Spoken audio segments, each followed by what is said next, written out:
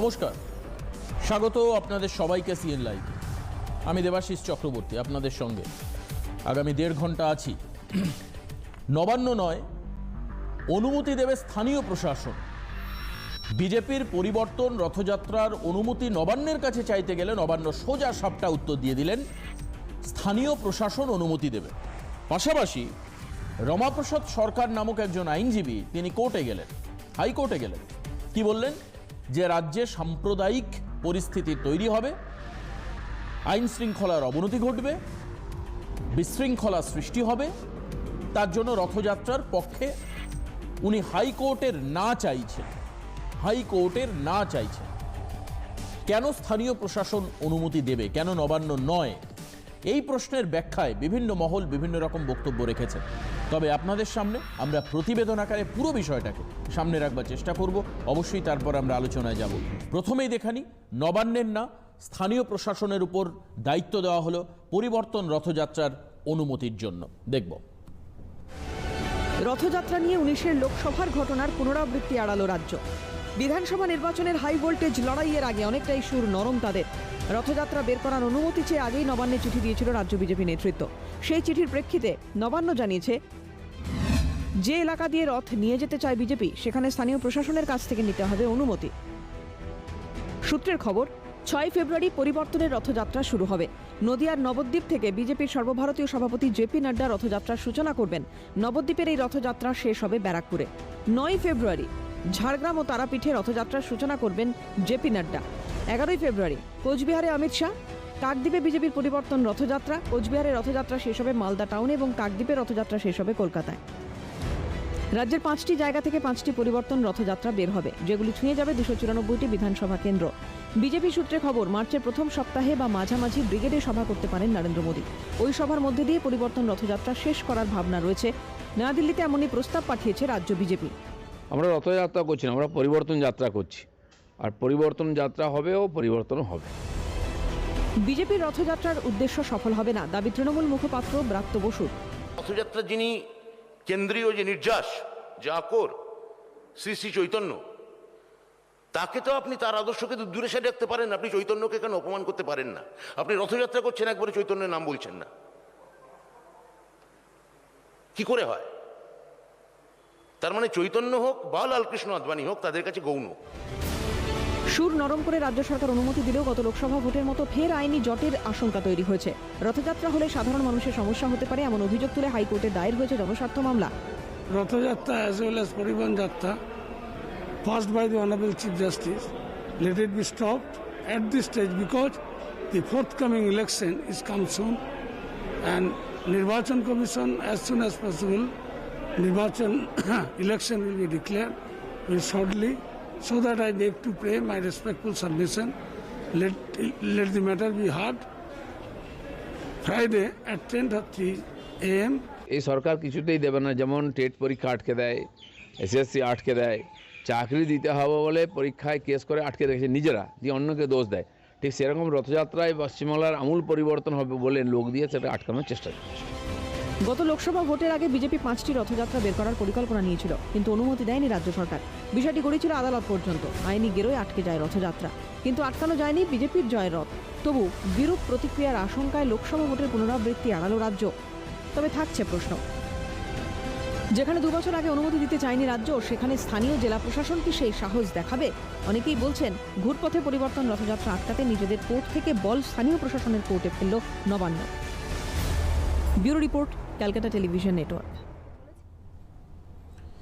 আমরা আলোচনায় যাব এই রথযাত্রার অনুমতি এবং রথযাত্রা আগামী দিনে কি বার্তা নিয়ে আসবে। পরিবর্তন যাত্রা বলছেন দিলীপ ঘোষ। আমি আলোচনায় থাকবো। যারা রয়েছেন আমাদের সঙ্গে আজকে সিএন লাইভের আলোচনা, আমি তাদের প্রত্যেককেই স্বাগত জানাই। আমি এক এক করে তাদের পরিচয় করিয়ে দিই আপনাদের সঙ্গে। ঝন্টু বড়াইক আমাদের সঙ্গে রয়েছেন, রাজনৈতিক বিশ্লেষক। ঝন্টুদাকে স্বাগত জানাই আজকের অনুষ্ঠানে। আমাদের সঙ্গে রয়েছেন প্রদীপ্ত মুখোপাধ্যায়, অধ্যাপক। প্রদীপ্তদাকে স্বাগত জানাই আজকের অনুষ্ঠানে। আমি স্বাগত জানাই ডক্টর অর্চনা মজুমদার, বিজেপি নেত্রী আমাদের সঙ্গে রয়েছেন। আমি স্বাগত জানাই অর্চনা দিকে আজকের অনুষ্ঠানে। আর কিছুক্ষণের মধ্যে দেবজিৎ সরকার আমাদের সঙ্গে এসে উপস্থিত হবেন। আমি আগাম স্বাগত জানিয়ে রাখলাম দেবজিৎ সরকারকে। আমি আরও আরেকবার পরিচয় করিয়ে দেবো আমাদের স্টুডিওতে উপস্থিত হওয়ার পর। আমরা আলোচনায় থাকবো, কিন্তু তার আগে একটা বিরতি নিয়ে নিচ্ছি। আপনারা একেবারে তৈরি হয়ে বসুন, তার কারণ রাজ্যের আইন শৃঙ্খলার অবনতি হবে বলছেন অনেকে। আবার পরিবর্তনের রথযাত্রা পরিবর্তনের বার্তা নিয়ে আসতে পারে মানুষের জন্য। ঠিক অবস্থানটা কোথায় রথযাত্রা, এটাই আমরা আজকে আলোচনায় প্রথমার্ধে জানবার চেষ্টা করব। একটা ছোট্ট বিরতির পর সঙ্গে থাকুন। ফিরে আসলাম বিরতির পর, সরাসরি চলে যাব। অর্চনাদি রয়েছেন আমাদের সঙ্গে। অর্চনাদি, আপনার কাছে যাব। পরিবর্তন রথযাত্রার সূচনা, নবান্ন অনুমতি দিলেন না, স্থানীয় প্রশাসনের কোর্টে বলটা ঠেলে দিলেন। এর পেছনে কি কোনো ষড়যন্ত্রের ইঙ্গিত পাচ্ছেন, বা নাকি এটা টেকনিক্যালি এটাই উচিত ছিল নবান্নের? হলদিয়াটা পরিবর্তন রথযাত্রার ক্ষেত্রে নবান্ন অনুমতি না দিয়ে স্থানীয় প্রশাসনের ওপর দায়িত্ব দিলেন।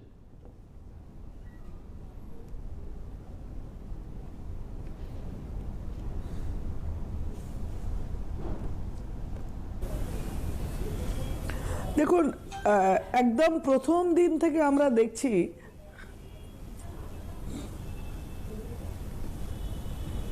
ব্যাপারটা হচ্ছে যে আমাদের পরিবর্তন যাত্রা এটা ভারতীয় জনতা পার্টির একটা রাজনৈতিক কর্মসূচি, এবং এই কর্মসূচি নিয়ম মতো ওদের ওয়ান উইন্ডো পারমিশন দেওয়ার কথা। নবান্ন আমাদের এই পারমিশন, কিন্তু আপনারা দেখেছেন পশ্চিমবঙ্গে বিরোধী দল তথা বিজেপি দলকে কোনো রাজনৈতিক কর্মসূচির কোনো পারমিশন কোনো সময় সহজে দেওয়া হয় না। এটা আমাদের বর্তমান তৃণমূল সরকারের একটা প্রথম দিন থেকে, সে আমরা আগেও রথযাত্রা আমাদের চেষ্টা হয়েছে, আমরা আলটিমেটলি করতে পারিনি, সময় ডিলে পারমিশন এই তা করে। এখনও এই যে সামান্য আমাদের পরিবর্তন যাত্রা, এটা আমাদের মাননীয় সর্বভারতীয় সভাপতি আসবেন, উদ্বোধন করবেন নবদ্বীপের মতো একটা পবিত্র জায়গার থেকে, এটা জোন ওয়াইজ চলে আসবে, সেই অনুযায়ী আমাদের কর্মসূচি হয়েছে। এখানে পারমিশন না দেবার কারণটা কি? যখন যখন তারা সরকারি দল রাজনৈতিক সভা করেন, তারা বড় বড় সভা করেন, তখন তারা কেন, কোন আইনটা কোনো কোভিড পিরিয়ডেও তারা করেছেন, প্রচুর সভা করেছেন। সুতরাং এই যে রথযাত্রার নাম করে রাজনৈতিক কর্মসূচিটাকে আটকে দেওয়া, যে ধার্মিক কারণ দেখানো বা এরকম কিছু বলা, এইসব দিকে টেনে নেয়। আসলে তো এটা আমরা চাইছি ভোটের আগে পরিবর্তনের একটা ডাক দেওয়া, মানুষকে একত্রিত করার একটা ডাক ভারতীয় জনতা পার্টির বাংলা পরিবর্তনের। সেই জিনিসটাকে পারমিশন না দেওয়ার অর্থ, যতক্ষণ আমার হাতে ক্ষমতা আছে ততক্ষণ আমি কায়দা কানুন করে তোমাদের এটাকে করতে দেব না। সে তোমরা এখান থেকে ওখানে যাও, ওখান থেকে যেরকম রুগীগুলো সব মেডিকেল কলেজ থেকে পিজি থেকে এনআরএস, আলটিমেটলি রাস্তায় পথে মৃত্যু হয়, সেরকম করেই এই রথযাত্রাটাকে ঠেনো তেন প্রকারেণ ওরা এই যে দলীয় কর্মসূচি আছে যে আমরা এই পরিবর্তন যাত্রা করব, সেটা লন্ডভন্ড করে দেবে, করতে দেবে না। ওরা স্থানীয় প্রশাসনকে প্রতিটার জন্য আলাদা করে পারমিশন দিচ্ছে। কোনো থানার আইসি দেবে না, কেউ হয়তো খানিকটা দেবে, কেউ হয়তো রুট পাল্টে দেবে, কেউ হয়তো পরের দিন দেবে। এই করতে করতে আমাদের যে কোঅর্ডিনেশন, সিঙ্ক্রোনাইজেশন, ওই জিনিসটাকে নষ্ট করা, বানচাল করার মানে রাজনৈতিক প্রচেষ্টা সরকারিভাবে। মুখোপাধ্যায়ের কাছে যাব। প্রদীপ্তদা বলছেন যে অবাঞ্ছিতভাবে এ থানা অনুমতি দেবে তো আরেকজন দেবে না, রুট পরিবর্তন করে দিতে পারে। হ্যাঁ, মানে ডাইভার্টেড হবে ওনাদের যে ইউনিফিকেশন ব্যাপারটা পরিবর্তনের ক্ষেত্রে, সেটা ডাইভার্টেড হবে, ডিস্টার্বড হবে। স্বাভাবিক, উনি বলতেই পারেন, ওনার আইডিয়া থেকে উনি বলেছেন, সেটা ওনার ব্যক্তিগত চিন্তা ভাবনার একটা প্রকাশ।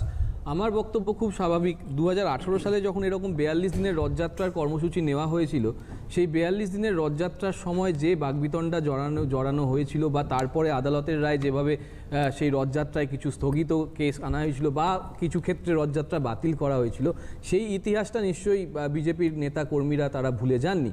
অন্যদিকে আজকের যে রথযাত্রার এজেন্ডা, সেই এজেন্ডায় কি রয়েছে, সেই এজেন্ডায় যে বিষয়গুলো রয়েছে, যে সাম্প্রদায়িকতার একটা বড় প্রসঙ্গ তুলে আনার চেষ্টা করা হবে, হিন্দুত্ববাদ নিয়ে যেভাবে একটা বিশাল প্রসঙ্গ তৈরি করা হবে, যেটা একটা বিভাজনের রাজনীতি তৈরি করা হবে, সেই প্রসঙ্গগুলো কিন্তু একেবারে অবিবেচ্য তা নয়। এটা একটা বিতর্কিত বিষয় আজকের থেকে নয়, এটা কিন্তু দীর্ঘদিন থেকেই এটা বিতর্কিত বিষয় হচ্ছে।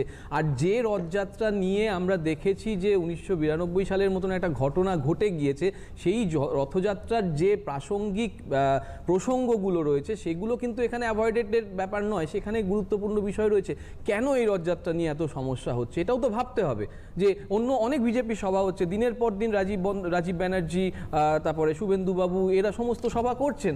আজকে পুরনো বিজেপিদের আমরা দেখতে পাচ্ছি না, আমরা সমস্তভাবে দেখছি তৃণমূল থেকে যারা গেছে, তৃণমূলের বি টিম হয়ে বিজেপি এখন যে সভাগুলো করছে তাতে তো কোনো বাধা বিপত্তি আসছে না, ভয়ঙ্করভাবে সভা হচ্ছে, চারিদিকে সভা হচ্ছে। তাহলে রথযাত্রায় কেন বিপদের প্রসঙ্গ আছে? গতবারের রথযাত্রায় যখন দুজন মানুষ মারা গেছিলেন সেই হিসাবটাও আপনাদের মাথায় রাখতে হবে, যে মানুষের কাছে গণতন্ত্র বাঁচাওয়ের যে উদ্দেশ্য আছে সেটা রথযাত্রার মাধ্যমেই কেন করতে হবে, সেইটার প্রশ্ন যদি ওঠে তাহলে সেখানে কিন্তু শান্তি শৃঙ্খলা এবং মানুষের যে ক্ষতিগুলো বিগত দিনে হয়েছে সেই ক্ষতিগুলোও কিন্তু বিবেচ্য বিষয় হয়ে রয়েছে।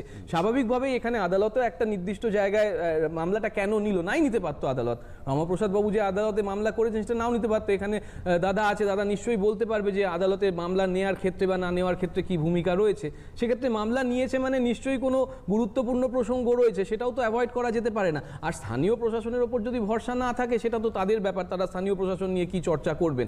কিন্তু এমন তো নয় যে এখানে কোনোভাবে মানে অমান্য করা হয়েছে বা তাদের যে দাবি সেই দাবিটাকে একদম নস্যাৎ করে দেওয়া হয়েছে, তা তো করা হয়নি। তাহলে এত কেন সন্দেহ, তাহলে এত কেন ভয় ভীতি? আসলে সমস্যা হচ্ছে তৃণমূলের থেকে যাওয়ার ফলে বিজেপির যে বারবারন্ত হয়েছে সেই বারবারন্ত আখেরে একটা বেলুনের মতন, যেটা একটা ছোট্ট পিন দিলে ফুটে যেতে পারে, তার একটা ভয় কিন্তু রয়েছে। যেখানে তৃণমূলের যারা পিছনে থাকা মানুষগুলো বা সামনে থাকা মানুষগুলো এখন বিজেপির মঞ্চ একদম জুড়ে রয়েছেন, তাদেরকে নিয়ে হয়ে যাচ্ছে সমস্যা। এই সমস্যা দূরীকরণে বিজেপির মধ্যে যে দ্বৈরথ তৈরি হচ্ছে সেই দ্বৈরথ মেটানোর থেকে বেরিয়ে একটা নতুন মোড় ঘোরানো রথযাত্রা, সেটা একটা হতে পারে। আবার হতে পারে যে রথযাত্রাকে কেন্দ্র করে একটা সাম্প্রদায়িক উস্কানি, সেই সাম্প্রদায়িক উস্কানিটাকে কিন্তু আমরা এখান থেকে বেরোতে পারি। আমি একদমই প্রদীপ্তদার কথা শুনলে আমি সরাসরি ঝন্টুদার কাছে চলে যাব। ঝন্টুদা, কিভাবে দেখছেন বিষয়টিকে? আসলে রথযাত্রার প্রসঙ্গটা প্রথমে দেখতে হবে যে 2018 রথযাত্রার সাথে আজকের রথযাত্রাটার তুল্যমূল্য বিচারটা কোথায়, মানে ডিফারেন্সটা কোথায়। শোনা যাচ্ছে? হ্যাঁ, বলুন। হ্যাঁ, একটু তো 2018 সালের রথযাত্রাটা আমি যতদূর জাস্ট পড়লাম ওদের ইয়েটা, ওই সময়টায় সুপ্রিম কোর্ট শেষ পর্যন্ত ইন্টারফেয়ার করে। সেখানে কিন্তু বিজেপি দল থেকে একটা ধর্মীয় লজিকে সেই যাত্রাটা করা হয়েছিল। এবার কিন্তু বিজেপির দল থেকে এবং ইভেন বিজেপির মুখপাত্র হিসেবে অর্চনাদি বললেন যে আমরা এটা একটা পলিটিক্যাল একটা ইয়ে করছি। এখানে নবান্নর এছাড়া আর কোনো গতি ছিল না এই লজিকে, যে ভোটের খুব কাছে বলেই অন্তত এইভাবে ঘুরিয়ে নিয়ে স্থানীয় প্রশাসনকে দেওয়ার একটা অর্থ, যেটা আমরা ভালো করেই জানি। স্থানীয় স্তরে প্রত্যেকটা যে ট্রায়াল, ব্লকের বিডিও, এসডিও, তারপরে জেলা স্তরে, এইভাবে বলে প্রসেসটা পুরোপুরি হ্যাম্পার হবে এবং একটা বড় ধরনের কর্মযজ্ঞ স্মুথলি হবে না।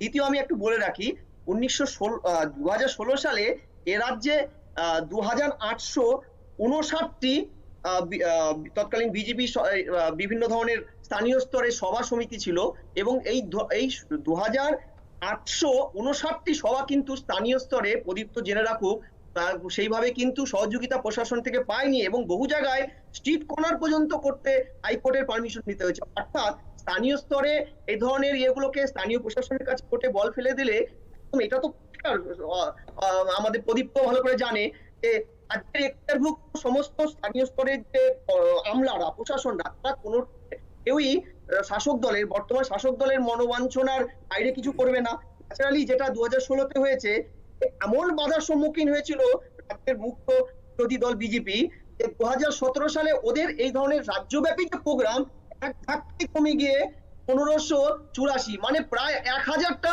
স্থানীয় সভা এইসব বন্ধ হতে বাধ্য হয়, কারণ প্রশাসন কোনোভাবেই কোথাও পারমিশন। এবং আমরা টিভিতে বসে বা অন্যান্য চ্যানেলগুলোতে আমরা প্রোগ্রাম করে দেখেছিলাম যে একটা অভিনব ব্যাপার, এখানে ত্রিপুরাতে সরকার পতন তৈরি করা। বিজেপির রথযাত্রার এই শুরু তো আজ নয়, 1992 সালে তারা ধর্মীয় যাত্রা করেছিল। এমনকি উত্তরাখণ্ডে যখন বিজেপি সরকার আসে, তার আগে তারা কিন্তু এরকমই পরিবর্তন যাত্রা করেছিল। তারপরে বাম শাসিত ত্রিপুরা, ছোট্ট রাজ্য, সেখানেও কিন্তু আমরা দেখেছি যে বিজয় সংকল্প যাত্রা, চলো পাল্টাই নামে এরা করেছে এবং তারা কিন্তু গণতান্ত্রিক স্বার্থে, যেহেতু পলিটিক্যাল প্রচার যে কোনো রাজনৈতিক দলের একটা সংবিধান প্রদত্ত রায়, তারা কিন্তু বাধা দেয়নি। ফলে আমরা একটা অভিনব জিনিস দেখছি, আজ নয়, আজ না হয় রথযাত্রার নাম করে তারা বলছেন যে সাম্প্রদায়িক সম্প্রীতি হতে পারে। যদি নবান্ন অনুমতি না দিয়ে যদি লোকাল প্রশাসনের উপর অনুমতি দেওয়ার দায়িত্ব দেওয়া হয়, তাহলে সেক্ষেত্রে বাধা বিঘ্ন আসার সম্ভাবনাটাই বেশি। কিভাবে এখানে বড় বড় মিছিল হচ্ছে, বড় বড় মিটিং হচ্ছে, রাজ্যের মুখ্যমন্ত্রী উত্তরে প্রোগ্রাম করে গেলেন, বিশাল বিশাল জনসভা, প্রচুর লোক হচ্ছে, তাদের বড় বড় সরকারি ঘোষণা হচ্ছে, সরকারি মঞ্চ থেকে পলিটিক্যাল ভাষণ হচ্ছে, কোথাও কোনো আইন শৃঙ্খলা বিঘ্নিত হচ্ছে না।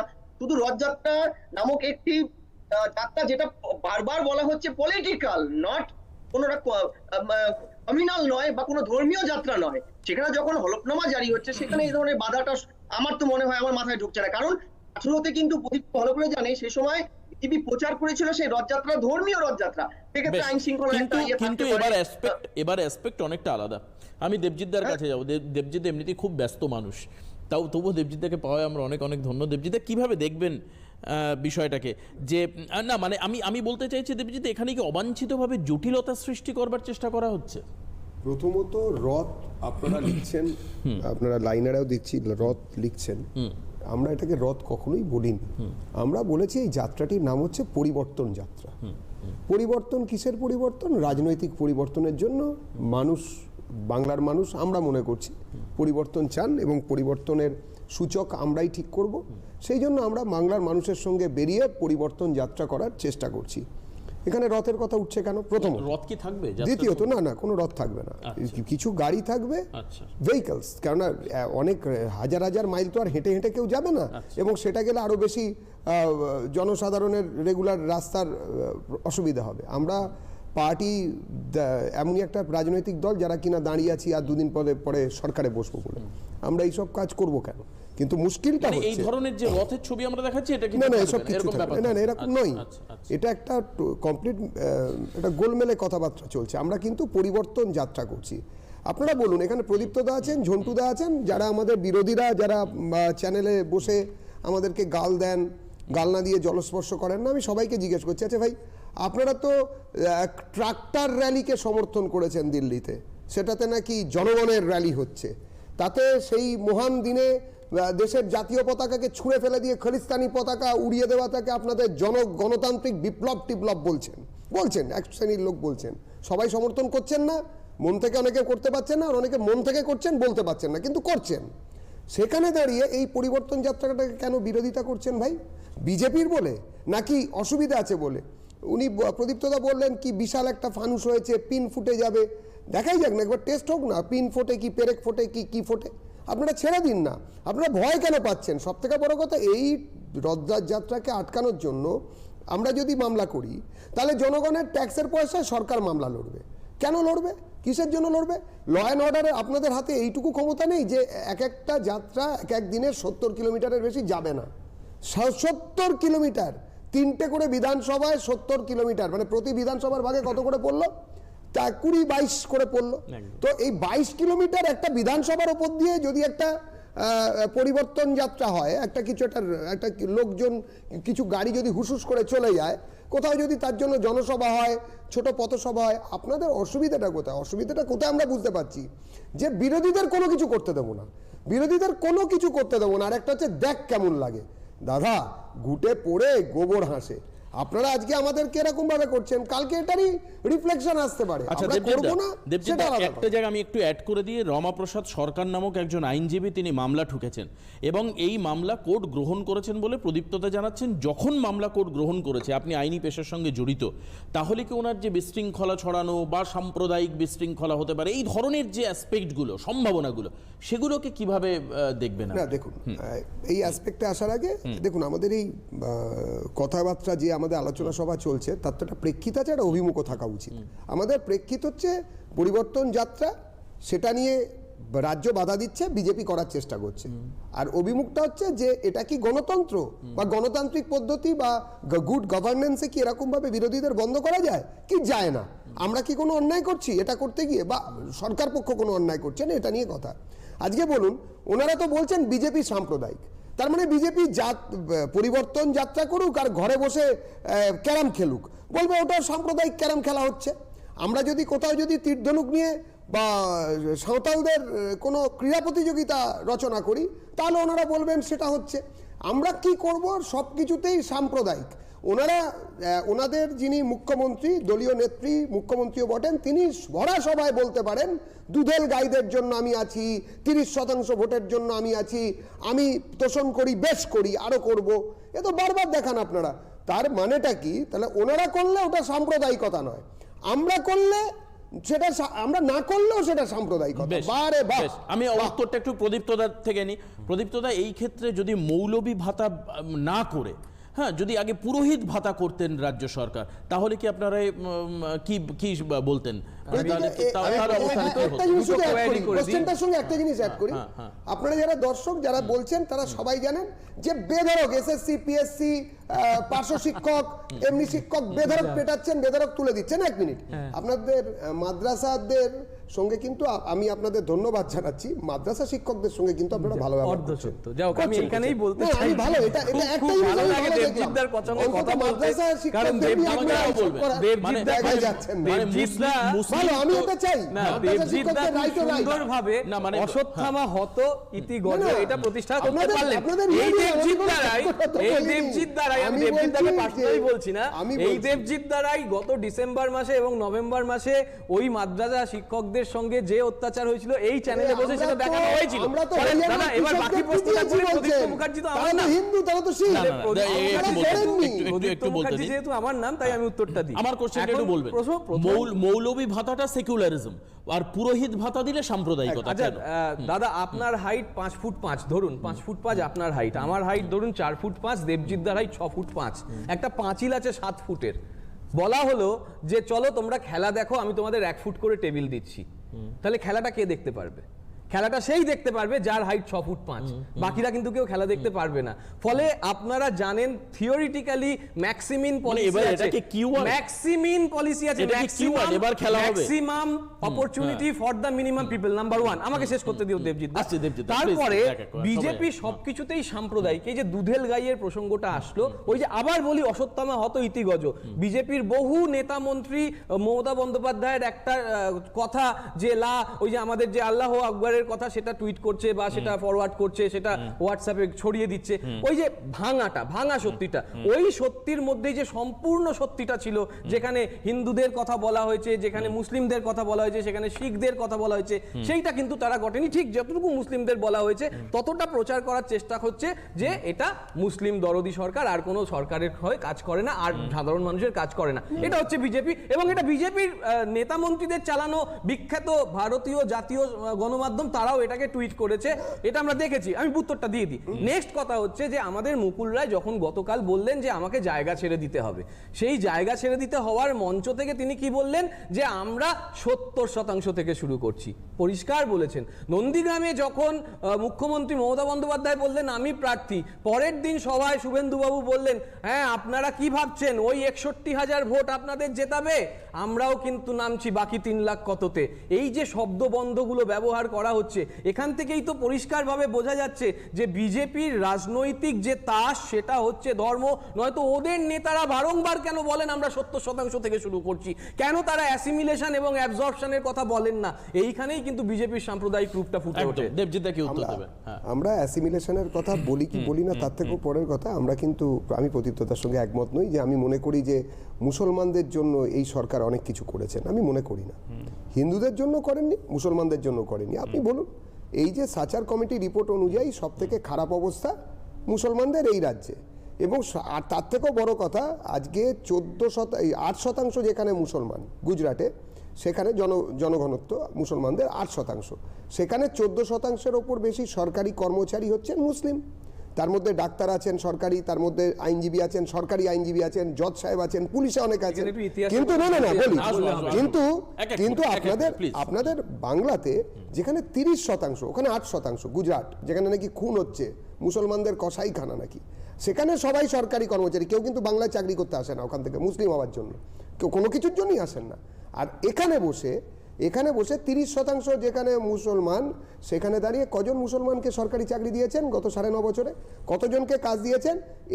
এবং সব থেকে বড় কথা, যাদেরকে কাজ দিয়েছেন তাদেরকে বা চাকরি দিয়েছেন, চাকরি, আমি কিন্তু সরকারি কাজ নয়, যাতে কিনা এখানে আমার জায়গাটা আপনি দেখান প্লিজ।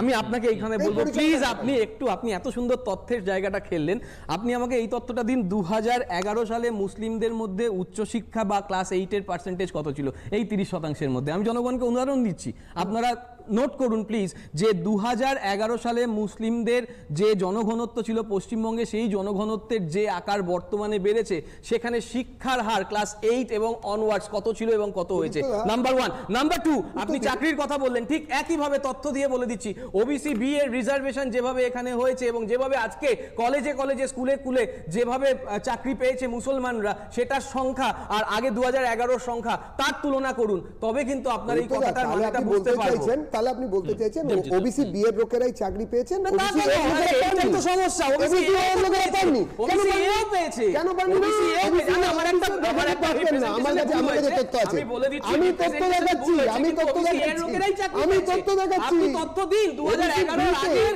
এবং 2012 পেয়েছেন, ওবিসি কেন পায়নি? 2011 এবং 2020 এই যে 8 বছরে, এই 8 বছরে রিচ করেছে, যে রিচ করেছে তার পার্সেন্টেজ কিন্তু মোর দ্যান শুধু অ্যাপিসমেন্ট, দাদা অ্যাপিসমেন্ট, একটা সরকারি স্কুলের কাগজ দেখুন, একটা লিস্ট দেখুন, ওখানে কত পার্সেন্ট মাইনরিটি দেওয়া হচ্ছে, ওটা তো ভোটার কাস্ট হিসেবে মাইনরিটিদের খারাপ হচ্ছে। অর্চনাদি, হ্যাঁ অর্চনাদি বলুন। মাইনরিটিদের তো চাকরি বেশি পাচ্ছে, সেটাই তো আমাদের জায়গা। যাক, থ্যাংক ইউ, আপনি দেবজিৎদাকে খণ্ডন করে দিলেন, থ্যাংক ইউ, থ্যাংক ইউ। দেবজিৎদাকে আপনি খণ্ডন করলেন অর্চনা ম্যাডাম, বোঝাই যাচ্ছে নতুন বিজেপি আর পুরনো বিজেপির মধ্যে যে দ্বন্দ্ব রয়েছে, এটা পরিষ্কার হয়ে গেল এই মঞ্চে, খুব পরিষ্কার হয়ে গেল যে নতুন বিজেপি। আমি যেটা বলছিলাম, ওনারা যে গভর্নমেন্ট সার্ভিস বা অন্য সার্ভিসে মানে মত মিলন নেই, পার্থক্য আছে। না না দেবদীপ এত দিদি বলুন। না শুনুন, যেই নতুন পুরনো না, এই ভাগাভাগিটা করেই আপনারা টিকে গেলেন, এই জন্যই আপনাদের ঘর খালি হচ্ছে।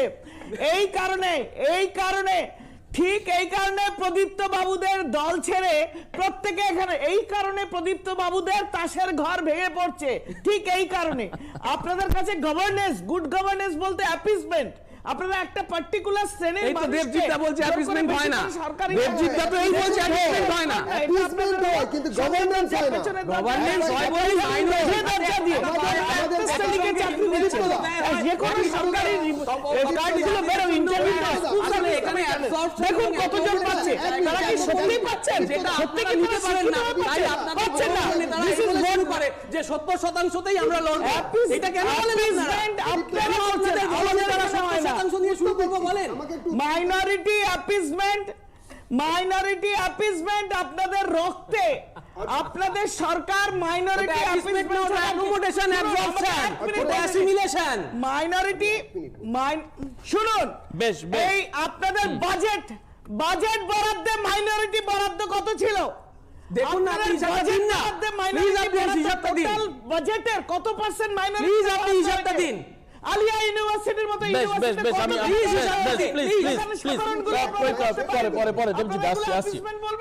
কিন্তু চাকরির ক্ষেত্রে চাকরি প্রার্থীরা রাস্তায়, পার্শ্ব শিক্ষকদেরকে মেরে ধরে টেনে হিঁচড়ে পুলিশের গাড়িতে তুলে নেওয়া হয়েছে। অর্থাৎ মানুষের অধিকারের কণ্ঠ সম্পূর্ণভাবে রুদ্ধ, বন্ধ।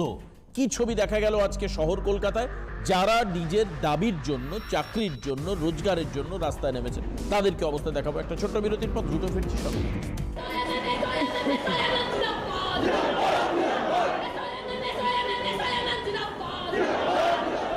60 বছর পর্যন্ত কাজের নিশ্চয়তা, শিক্ষকদের প্রাপ্য ভাতা ও সম কাজের সম বেতন সহ 11 দফা দাবিতে বুধবার করুণাময়ী বাসস্ট্যান্ড থেকে বিকাশ ভবন পর্যন্ত মিছিল করল শিক্ষক ঐক্য মুক্ত মঞ্চ। শিক্ষক শিক্ষিকারা প্রথমে শান্তিপূর্ণভাবেই ধর্নায় বসে, কিন্তু বিধাননগর পুলিশ তাদের অবস্থান তুলে নেওয়ার কথা বলে। ধস্তাধস্তি এবং তারপর তাদের গ্রেফতার করা হয়। পুলিশ প্রশাসন কোনো সহযোগিতা করেনি বলেও অভিযোগ। উপরন্তু আন্দোলনকারী শিক্ষক শিক্ষিকাদের পুলিশ আটক করে তাদের বিধাননগর থানায় নিয়ে যাওয়া হয়। আমরা আমাদের অধিকারের জন্য, আমাদের দাবির জন্য আজকের থেকে আমাদের যে লাগাতার ধর্না, সেই ধর্না কর্মসূচি চলবে। আমরা প্রশাসনকে অনুরোধ করেছি যে আপনারা শান্তিপূর্ণভাবে কোনো জায়গায় ব্যবস্থা করলে আমরা কোনো রকম রাস্তা ব্লক, কোভিড বিধি কোনো রকম লঙ্ঘন করব না। আমরা সেই জায়গায় অপেক্ষা করব আদালতের রায় পর্যন্ত। শিক্ষক ঐক্য মুক্ত মঞ্চে রয়েছে 13টি শিক্ষক সংগঠন, আংশিক সময়ের শিক্ষক ও পার্শ্ব শিক্ষক সহ আরো অনেক সদস্য রয়েছেন এই সংগঠনে। নিজেদের দাবি আদায়ের সমবেতভাবে করুণাময়ী বাসস্ট্যান্ডে মিছিলে জমায়েত হয় তারা। আন্দোলনকারী শিক্ষক শিক্ষিকাদের বক্তব্য, কোনো বিশৃঙ্খলা সৃষ্টি করা তাদের উদ্দেশ্য নয়। শান্তিপূর্ণ অবস্থানের আর্জি নিয়েই আদালতের দ্বারস্থ হয়েছিলেন শিক্ষক শিক্ষিকারা। আদালত এ বিষয়ে এখনো কোনো রায় ঘোষণা করেনি। আদালত জানিয়েছে পুলিশ সহযোগিতা করলে তারা ধর্নায় বসতেই পারেন। উনি কিন্তু একটি দরখাস্ত করেছিলেন আমাদের কাছে, আমরা কিন্তু বিবরণ দিয়ে ওনাকে উত্তর দিয়েছিলাম যে আমাদের এই মুহূর্তে কোথায় কি অসুবিধা আছে, এবং সেই বক্তব্যের ওপর উনি ভরসা করেই ওনাকে কিন্তু পারমিশন দেওয়া হয়নি এইখানে জমায়েত হওয়া। প্রথমে পুলিশের তরফ থেকে জানানো হয় যে তাদের মিছিল অবৈধ, এবং পরে যদিও শিক্ষকরা জানান যে তারা আদালতের দ্বারস্থ হয়েছিলেন এবং সেই বিষয়টি, তাদের এই যে প্রতিবাদ ধর্নার বিষয়টি আদালতে বিচারাধীন, এখনো পর্যন্ত হিয়ারিং হয়নি। তবে আদালত জানিয়েছে তারা শান্তিপূর্ণ অবস্থান চালিয়ে যেতে পারেন। সেই শান্তিপূর্ণ অবস্থানে পুলিশের তরফ থেকে রীতিমতো ভেস্তে দেওয়া হয়, রীতিমতো শিক্ষকদেরকে মারধর করা হয়, মহিলা শিক্ষকদেরকে রীতিমতো টেনে হিঁচড়ে বাসে তোলা হয় এবং তাদেরকে গ্রেপ্তার করা হয়েছে। প্রচুর পরিমাণে শিক্ষককে গ্রেপ্তার করা হয়েছে এবং এই মুহূর্তে করুণাময়ী বাসস্ট্যান্ড চত্বর পুলিশের 6 লাখ ডিসি বিধাননগর জোন তিনি নিজে এই মুহূর্তে উপস্থিত রয়েছেন। যদিও শিক্ষকরা আগামী দিনে তাদের পরবর্তী কর্মসূচি আবার ফের এগিয়ে নিয়ে যাবে বলে জানাচ্ছেন। করুণাময়ী থেকে ক্যামেরা কিশোরের সঙ্গে সৈকত, কলকাতা টেলিভিশন নেটওয়ার্ক, কলকাতা। ফিরে আসলাম আমি, আমাদের প্রতিবেদন স্পষ্ট। আমি চলে যাব একটু ঝন্টুদার কাছে। ঝন্টু বড়াই পেশায় শিক্ষক এবং যারা রয়েছে এরা ডেফিনেটলি পার্শ্ব শিক্ষক। কেন তাদেরকে মারা হলো, কেন তাদেরকে টেনে হিঁচড়ে তোলা হলো, কেন 24 জনকে গ্রেপ্তার করা হলো? ওনারা তো শান্তিপূর্ণ অবস্থান চাইছিলেন। ঝন্টুদা কি বলবেন? দেখো দেবাশিস, এখানে যতজন প্যানেলে আছে তাদের মধ্যে আমি একমাত্র একজন যিনি হাই স্কুলে শিক্ষকতা জয়েন করার পরে পরে এই পার্শ্ব শিক্ষকদের রিক্রুটমেন্টটা শুরু হয় 2004-5 সালে সারা ভারতবর্ষ জুড়ে সর্বশিক্ষার আয়তাধীনে, এবং সেই সময় ছিল 56,000 শিক্ষক তাদের প্রাইমারি এবং হাই মিলে। এবং জেনে রাখো সারা ভারতবর্ষে প্রত্যেকটি রাজ্যই পার্শ্ব শিক্ষকদের কিন্তু স্থায়ীকরণের দিকে প্রায় 100% এগিয়ে গেছে এবং কমপ্লিটও। ইভেন দরিদ্র ঝাড়খণ্ড সরকারও কিন্তু কমপ্লিট করে ফেলেছে। এই সরকার ক্ষমতায় আসার আগে বিগত সরকারের সময় এরা বেতন বৃদ্ধির জন্য একাধিক আন্দোলন করেছিল। 2009 সালে ধর্মতলার এই একটাই ধর্ণা মঞ্চে মমতা ব্যানার্জি কিন্তু গিয়ে তৎকালীন বিরোধী দলনেত্রী কথা দিয়েছিল ক্ষমতায় এসে তাদের প্রথম ইস্যুটা করবে স্থায়ীকরণ, এবং ক্ষমতায় আসার 16 দিনের মাথায়, অর্থাৎ তখন বিরোধী নেত্রী হিসেবে যা বলেছিলেন, ক্ষমতায় আসার পরে মুখ্যমন্ত্রী হিসাবে প্রশাসনিক কর্তৃ হিসাবে তিনি কিন্তু বলেছিলেন আমি তাদের স্থায়ী করব একটু রাইটার্সে দাঁড়িয়ে। অর্থাৎ তারা এদের স্থায়ীকরণের কথা যিনি বারবার বললেন, ভোটের ইস্যু করলেন, ক্ষমতায় এসে বললেন, তিনি আজকে এই লোকগুলোকে দিনের পর দিন হেনস্থা করছে।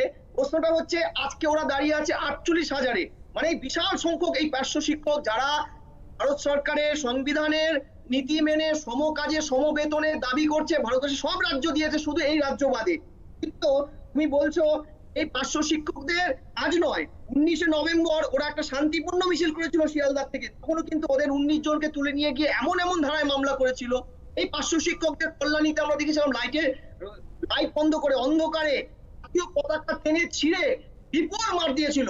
অর্থাৎ আমি একদিকে কৃষক আন্দোলন দিল্লি নিয়ে সমর্থন করছি, আর এখানেই যখন দিনের পর দিন 48-49 দিন ধরে কিছু মাস্টারমশাই, যে মাস্টারমশাইরা পশ্চিমবঙ্গে আমি যখন চাকরি করতাম তখন এরা সপ্তাহে 4 দিন কাজ করতো, এখন ওরা 6 দিন ডিউটি করে, 4 দিন স্কুলে আর 2 দিন গ্রামে গ্রামে ঘুরে ঘুরে ড্রপ আউট ছাত্রদের তুলে নিয়ে আসে। এবং জেনে রাখো রাজ্য সরকার এদের এই একনিষ্ঠ ভূমিকার জন্য কিন্তু পশ্চিমবঙ্গ এখন ভারতবর্ষে 1 নম্বর রাজ্য যাদের রাজ্যে ড্রপ আউট সবচেয়ে কম।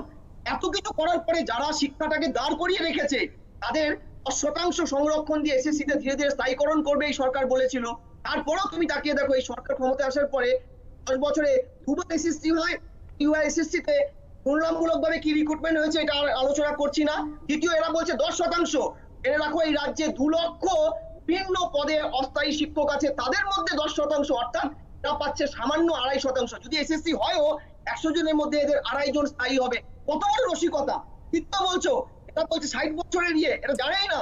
একদম সরকার ক্ষমতায় একদম আমি উত্তর নেব প্রদীপ্ত মুখার্জি থেকে। ঝন্টুদা, আমি উত্তর প্রদীপ্ত মুখার্জি থেকে নেব, কিন্তু তার আগে গ্রুপ ডির কর্মীরা, ঝন্টুদা, গ্রুপ ডির কর্মীরা তারাও কিভাবে আন্দোলনের রাস্তায় নেমেছেন আমি সেই ছবি দেখানোর চেষ্টা করি এবং তাদের আন্দোলনকে কিভাবে থামিয়ে দেওয়া হয়েছে। গ্রুপ ডির কর্মীরা আমি একটু দেখার চেষ্টা করব।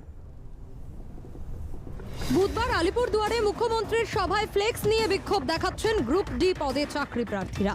তাদের দাবি, পরীক্ষা দেওয়ার দীর্ঘদিন পরেও তারা ওয়েটিং লিস্টে রয়েছেন। ইন্টারভিউ হয়েছে কিন্তু নিয়োগ হয়নি। এখন হয় তাদের চাকরি দেওয়া হোক, নয়তো তাদের স্বেচ্ছা মৃত্যুর অনুমতি দেওয়া হোক।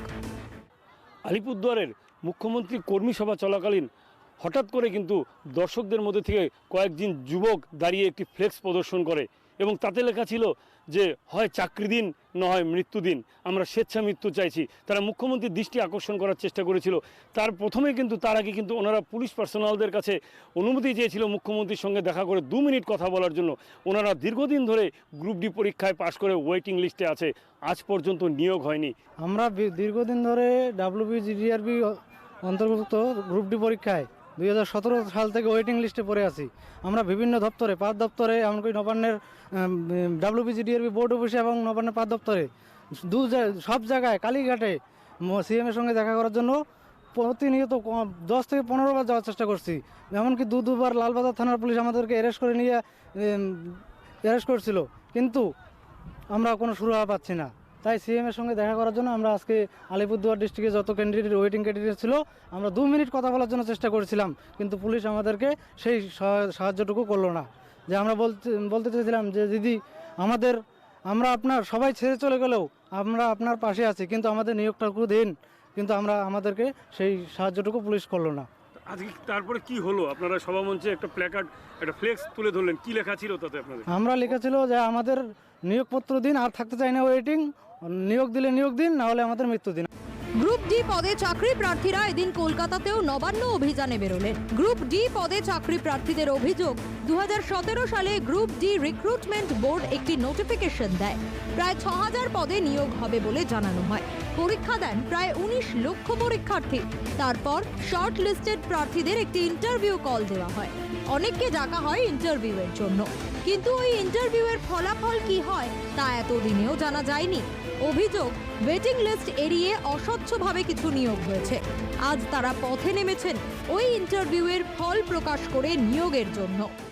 আমরা 2017 থেকে পরীক্ষা দিয়েছি এবং সবথেকে বড় ব্যাপার আমি যেটা মাননীয় মুখ্যমন্ত্রীকে বলবো, আমরা রিটেন পরীক্ষা এবং ইন্টারভিউ পাস করেছি এবং আমাদের যে ওয়েটিং লিস্ট আছে সেটা আমরা এখন পর্যন্ত জানি না আমরা কতজন ওয়েটিং, কিন্তু দীর্ঘ আন্দোলনের পর এটা জানতে পেরেছি সেই ওয়েটিং সংখ্যাটা কিন্তু খুব বেশি নয় এবং ওয়েটিং সংখ্যাটা চেপিয়ে যে নিয়োগটা ওয়েটিং থেকে, সেটা হচ্ছে এক প্রথম দুর্নীতি। এবং আমরা এখন বর্তমান মাননীয় মুখ্যমন্ত্রীকে চাইছি আমাদের যেন আপডেটেড ভ্যাকেন্সিতে আমাদের সকলের চাকরিটা সুনিশ্চিত করুন। সবাই আমরা আজ অসহায়, আমরা রাস্তায় বসতে বাধ্য হব, আর তো উপায় থাকবে না, না খেয়ে ঘরে মরবো কেন, রাস্তায় বসে মরবো। সেটা যদি দিদি চান তাহলে সেইভাবেই হবে। এরপর এই বিক্ষোভ মিছিল নবান্ন অভিমুখে গেলে তাকে সুবোধ মল্লিক স্কোয়ারেই আটকে দেওয়া হয়। প্রশ্ন উঠেছে, কেন ইন্টারভিউ হয়ে যাওয়ার এতদিন পরেও নিয়োগ প্রক্রিয়া শুরু হয়নি? আর সবচেয়ে বড় কথা, সরকারি চাকরিতে বসার বয়স যাদের পেরিয়ে গেছে তারা আর পরীক্ষায় বসতেও পারবেন না। তাদের ভবিষ্যৎ কি হবে? Bureau report, Calcutta television network. বেশ, ফিরে আসবো, প্রদীপ্তদার কাছে যাব। প্রদীপ্তদা, 2017 সালের নোটিফিকেশন, যে নোটিফিকেশন অনুযায়ী, বিজ্ঞপ্তি অনুযায়ী 19 লক্ষ পরীক্ষার্থী পরীক্ষা দিলেন।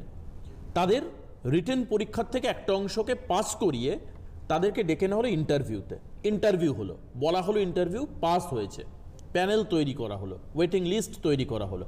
তারপর আর ওয়েটিং লিস্ট কেউ জানতে পারলেন না। একদম পরিষ্কার অভিযোগ। মানে এখানে কোথায় গাফিলতি, কোথায় ত্রুটি? আপনারা প্রত্যেকেই অবগত আছেন যে ওয়েস্ট বেঙ্গল এই যে গ্রুপ ডি রিক্রুটমেন্ট বোর্ডের একটা ওয়েবসাইট আছে। সেই ওয়েবসাইটে দর্শক বন্ধুদের যাওয়ার জন্য অনুরোধ করছি। সেখানে নোটিশ বলে একটা সেকশন আছে, সেই নোটিশে যাওয়ার জন্য অনুরোধ করছি। ঝন্টুদা হাসছো, তুমি একটুখানি প্লিজ ওপেন করো ওটা, তোমাকে কিছু জিনিস দেখাতে চাই। তুমি যেমন তথ্য দিচ্ছ সেই তথ্যগুলো তোমাকে দেখিয়ে দিতে চাই। একটু তথ্যটা খোলো এবং টিভির সামনে ধরো, তোমার মুখটা খুব সামনে আছে, টিভির সামনে ধরলে তুমি দেখাতে পারবে দর্শকদের।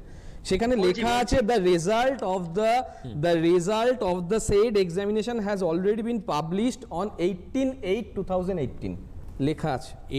18/8/2018 লেখা আছে।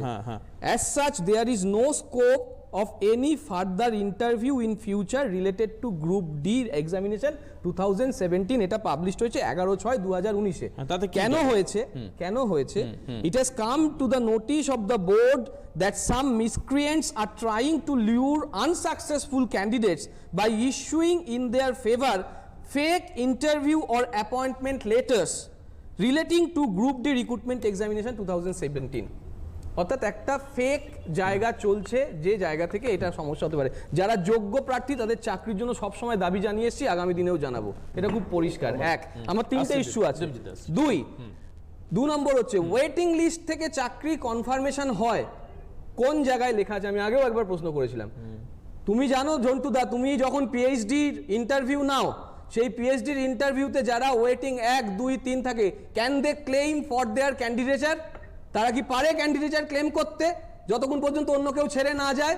আমি রবীন্দ্র ভারতীতে 4 বছর পিএইচডির জন্য 1 নম্বর ওয়েটিং এ ছিলাম, আমি কিন্তু পাইনি রবীন্দ্র ভারতীতে সুযোগ, পিএইচডি করার সুযোগ। শেষ করতে দাও, তোমার সঙ্গে কথা বলিনি, তোমাকে আমি আরো বলবো তোমার বিভ্রান্তিকর তথ্য যে 2000 কতগুলো সংখ্যা দিলে তার সূত্রটা একটু জানার চেষ্টা করবো, যেখানে পরিষ্কার বলেছো তুমি যে 2000 কতগুলো সভা ক্যান্সেল করা হয়েছে, তার অনেক তার যে সূত্র, সেই সূত্রটা তুমি প্লিজ জানাবে। তারপরে ক্যান্ডিডেটরা বলতেই পারে, তার জন্য আদালত আছে, যে আদালতে গিয়ে এখানে লেখা আছে, তো ওয়েবসাইটে দেওয়া আছে, তো মেরিট লিস্ট গুলো, ওখানে মেরিট লিস্ট গুলো দেওয়া আছে, পরিষ্কার merit list, provisional merit list দেওয়া আছে ওয়েবসাইটে, সেটা দেখার জন্য অনুরোধ করছি। তারপরেও যদি যোগ্য কোনো ক্যান্ডিডেট থাকে, আদালত তো দরজায় আছে। যেদিন কনস্টেবলের রিক্রুটমেন্টের অ্যাপয়েন্টমেন্ট দেওয়া হবে, তার আগের দিন যখন আদালত স্টে অর্ডার দিতে পারে, তাহলে এক্ষেত্রেও যদি দুর্নীতি হয়, তাহলে আদালত স্টে অর্ডার দিতে পারতো। সেটা আদালত এখনো যায়নি কেন এরা? আমার প্রশ্ন সেখানে। আর আদালতে যদি যায়, আদালত নিশ্চয়ই এখানে যোগ্য একটা মামলার রায় দেবে, সেই জায়গাটা বুঝতে হবে। কনস্টেবল রিক্রুটমেন্টের যেদিন ইন্টারভিউ এর হয়ে গেছে, তারপরে প্যানেল রিক্রুট হয়ে গেছে, তারপর যেদিন অ্যাপয়েন্টমেন্ট দেবে, আগের দিনকে গিয়ে একটা কথা, প্রাইমারি ইস্যুটা অ্যাভয়েড করা হলো। এই যে 48,000 2 লাখের যে একটা শব্দবন্ধ দিয়ে ঝন্টুদা খেলার চেষ্টা করলো 10% দিয়ে, ঝন্টুদা আমাকে বলো যে এদের অ্যাপয়েন্টমেন্টে কোথাও লেখা আছে যে এদের চাকরি যখন তখন সরিয়ে দেওয়া হবে? লেখা আছে কিনা আমাকে একটু অ্যাপয়েন্টমেন্ট লেটার দেখাবে প্লিজ। তুমি যেভাবে বললে যে এদের অ্যাপয়েন্টমেন্ট লেটারে 60 বছরের কথা বলা আছে কি নেই, তার থেকেও বড় কথা যে এদের অ্যাপয়েন্টমেন্ট যখন তখন সরিয়ে দেওয়া হবে, সেটা আছে কিনা। এক, কোন কোন রাজ্যে স্থায়ীকরণ করা হয়েছে তার লিস্ট তুমি এখানে গভর্নমেন্ট অফ ইন্ডিয়া এবং সেই গভর্নমেন্টের সূত্র দিয়ে আমাকে তুলে ধরবে। এই জনসমক্ষে তুমি যে কথাটা বললে যে অধিকাংশ, না প্লিজ, একজন অধ্যাপক হিসেবে উনি যখন এই কথাটা বলেছেন, দায়িত্ব নিয়ে ওনাকে প্রমাণ করতে হবে যে না, অন্যান্য রাজ্যে ঝন্টুদার কাছে যাব, অর্চনাদি রয়েছেন, অর্চনাদির কাছে যাব এবং তারপর আমি দেবজিৎ সরকারের কাছে আসবো। তার আগে একটা ছোট্ট বিরতি নেব, যেহেতু কোট করলো প্রদীপ্ত ঝন্টুদাকে দিয়ে, আমি ঝন্টুদাকে দিয়ে বিরতির পরে শুরু করবো। একটা ছোট্ট বিরতির পর দ্রুত ফিরছি, সঙ্গে থাকুন। গ্রামীণ সম্পদ বিভাগে রাজ্য জুড়ে 25,040 জন কর্মী কাজ করেন, কিন্তু তাদের সরকারি সুযোগ সুবিধা দেওয়া হয় না বলে অভিযোগ। বছরের পর বছর কাজ করলেও তাদের স্থায়ীকরণ করা হয়নি। চাকরিতে স্থায়ীকরণ, সঠিক বেতন কাঠামো সহ এক গুচ্ছ দাবিতে বহুদিন ধরেই আন্দোলন করছে সারা বাংলা গ্রামীণ সম্পদ কর্মী সংগঠন। আজকে আমাদের 4 বছর ধরে আমরা নিয়োজিত হওয়ার পর বিভিন্নভাবে সরকারি আধিকারিক কিংবা সরকারি অফিসার বলুন, নেতামন্ত্রী থেকে শুরু করে পশ্চিমবঙ্গের মাননীয় মুখ্যমন্ত্রী পর্যন্ত এক ডেপুটেশন দিয়ে গেছিলাম স্মারকলিপি, কিন্তু তার পরবর্তীতে আমরা যখন সেই স্মারকলিপিতে সাড়া কোনো পাইনি, সেই স্মারকলিপির পরে আমরা এগিয়ে এসেছি রাস্তায় আন্দোলন করতে। এখন ভেরি রিসেন্ট একটা অর্ডার, ভিভিডিসি অর্ডারে, সেই অর্ডারে বিআরপির নাম পর্যন্ত রাখা হয়নি এবং 1 বছরের জন্য কাজের নিশ্চয়তা দেওয়া হয়েছে। গত লোকসভা নির্বাচনের আগে মুখ্যমন্ত্রী মমতা বন্দ্যোপাধ্যায় প্রতিশ্রুতি দিয়েছিলেন গ্রামীণ সম্পদ কর্মীদের মাসিক বেতন চালু করবেন, কিন্তু সেই প্রতিশ্রুতি সার কথা রাখেননি মমতা। তাই কয়েকদিন আগে বনগাঁয় সভা মঞ্চের সামনে গ্রামীণ সম্পদ কর্মীরা দাবি পেশ করার উদ্যোগ নিচ্ছিলেন। মুখ্যমন্ত্রীর কাছে বঞ্চনার অভিযোগ তুলে ধরতে চেয়েছিলেন তারা। আমি অনেকবার বারবার করে আপনাদের বলছি, দরকার হলে একটা চিঠি পুলিশের হাতে দেবেন, সে আমার গাড়িতে দিয়ে দেবে, কিন্তু এগুলো করতে যাবেন না। এগুলো করতে গেলে প্রবলেম কি হয় আপনাকে তো বুঝতে হবে, কোনটা করতে পারি কোনটা না করতে পারি। গভর্নমেন্টেরও করার একটা লিমিটেশন আছে, আমি যা ইচ্ছে তাই করতে পারি না। হার মানতে নারাজ বিআরপি কর্মীরা। দাবি আদায়ে বুধবার তাদের লক্ষ্য ছিল নবান্ন অভিযান। সেই মতো এদিন সকালে রামলীলা ময়দানে জমায়েত করেন রাজ্যের বিআরপি কর্মীরা। মিছিল করে নবান্নের উদ্দেশ্যে যাওয়ার পথেই কলকাতা পুরসভার সামনে গ্রামীণ সম্পদ কর্মীদের মিছিল আটকায় পুলিশ। মিছিল আটকে দেওয়াটা কিন্তু সম্পূর্ণ অগণতান্ত্রিক। একটা কর্মচারী, সে রাজনৈতিক সংগঠন হোক বা যে কোনো সংগঠন, তাকে তার দাবি আদায়ের অধিকারটুকু তো দিতে হবে। আজকে পুলিশ যেভাবে মিছিল আমাদের আটকালো, আমরা সংগঠনের পক্ষ থেকে ধিক্কার জানাচ্ছি প্রশাসনকে। আজকের এই যে কর্মসূচি, এই কর্মসূচি শান্তিপূর্ণভাবে ছিল।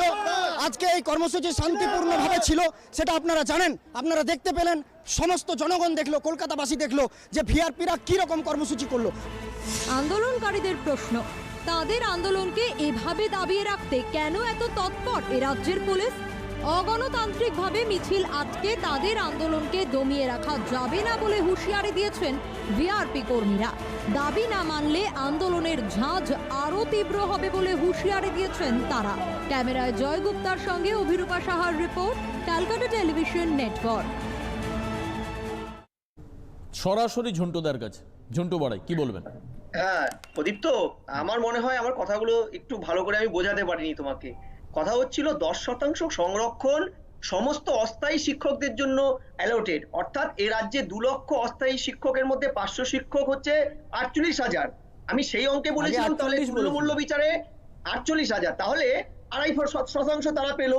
কখন কি এসএসসি হয় তাহলে? ওটা প্রসঙ্গ বলছি না, কোন রাজ্যে স্থায়ীকরণ করা হয়েছে বললে অন্যান্য রাজ্যে স্থায়ীকরণ করা হয়েছে তার গভর্নমেন্ট অর্ডার প্লিজ দেখাও। শোনো, প্লিজ তার গভর্নমেন্ট অর্ডার দেখাও। শোনো, তুমি একজন অধ্যাপক, আমি একজন অধ্যাপক, আমরা ভুল বললে জনমানুষে একটা বিভ্রান্তি সৃষ্টি হয়। তুমি প্লিজ দেখাও যে কোন রাজ্যে স্থায়ীকরণ করা হয়েছে। 500 শিক্ষকদের স্থায়ীকরণ কোন রাজ্যে করা হয়েছে বলতে দাও আমাকে। তুমি বলছিলে কি ওয়েটিং লিস্ট থেকে ইয়ে হয় না, একদম ঠিক, ওয়েটিং লিস্ট থেকে নেওয়াটা বাধ্যতামূলক নয় যদি ভ্যাকেন্সি না থাকে।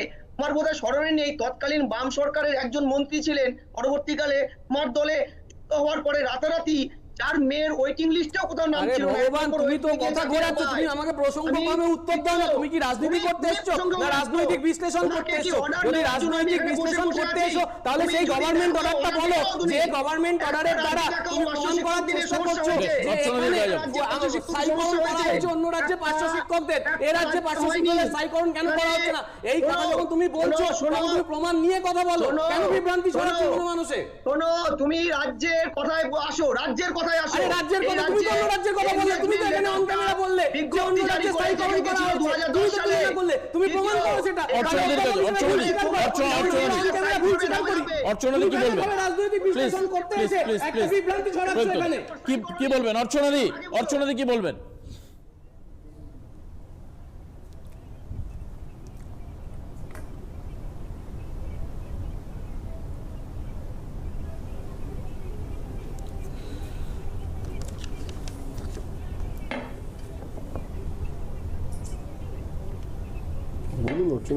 ওনারা যদি একটু দয়া করে চুপ করেন তাহলে 2-4টে কথা আমি বলি। এই যে তর্ক বিতর্ক হচ্ছে, আসল জিনিসটা পশ্চিমবঙ্গের মানুষ কি চোখে দেখছে। গত 10 বছরে মানুষের দেখা যাচ্ছে যে চাকরি নেই, সরকারি চাকরি নেই, এবং যারা পাচ্ছে তারা প্যারা টিচার, পার্সিয়াল, বিআরপি কর্মী, তাদের টাকায় পোষাচ্ছে না, তারা প্রত্যেকেই আন্দোলনে যাচ্ছে। তার কারণ হলো সরকারের অপরিণাম দূরদর্শিতা, মানে তার দূরদর্শিতার অভাব।